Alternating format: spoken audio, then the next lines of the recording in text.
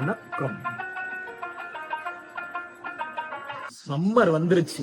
இன்னைக்கு மார்ச் 28. அதாவது இன்னைக்கு தான் ஐபிஎல் ஃபர்ஸ்ட் மேட்ச் எஸ்ஆர்ஹெச்க்கும் ஆர்சிபிக்கும். ஆமா, ஃபர்ஸ்ட் மேட்ச்.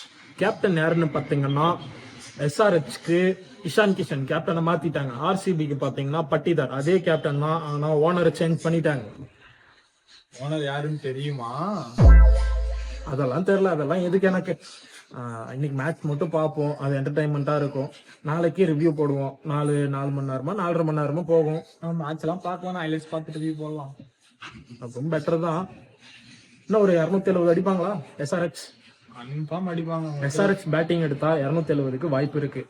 ஆர்சிபி பேட்டிங் எடுத்தா 240 சேஸ் பண்ணுவாங்க ஆர்சிபி எனக்கு தெரிஞ்சு. என்ன சொல்றேன்? ஆர்சிபி பேட்டிங் எடுத்தா ஆர்சிபி சேஸ் பண்ணுவாங்க. ஏன்னா ஆர்சிபி வந்து டிஃபெண்டிங் சாம்பியன். ஆமா, ஆனா எப்படி பார்த்தாலும் இது 1 vs 1. ஏன் ஒரு கப் vs ஒரு கப், நாட் 5 vs 5. 1 vs 1 வாங்க. அப்படி சொல்ற நீ? ஆனாலும் ஆர்சிபி ஒரு நல்ல டீம் தான், நான் இல்லைன்னு சொல்லல. சரி, இன்னைக்கு யார் வின் பண்ணுவாங்க நீ சொல்ற? நம்ம எஸ்ஆர்ஹெச் தான். ஏன் ஆர்சிபி தான் டிஃபெண்டிங் சாம்பியன்ஸ். எஸ்ஆர்ஹெச் ஒரு எப்படியும் ஒரு 270 அடிச்சா கூட எப்படி ஆர்சிபி அவ்வளவு வரமா வாய்ப்பு இல்லை. எஸ்ஆர் கூட நல்ல பேட்டிங் இருக்கு, நல்ல பவுலிங் இருக்கு இந்த வருஷம். ஆர்சிபி இப்போ வருஷம் இந்த ஃபார்ம் இருப்பாங்கன்னு தெரியல, அது டவுட் தான்.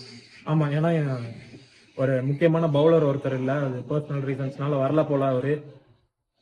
நிறைய பிரச்சனை. சரி, இந்த சீசன் ஃபைனல் யார் வின் பண்ணுவா? தொடர்ந்து பாருங்க, சொல்றேன். உன்னோட ப்ரெடிக்ஷன் ஏதாச்சும் ஒண்ணு?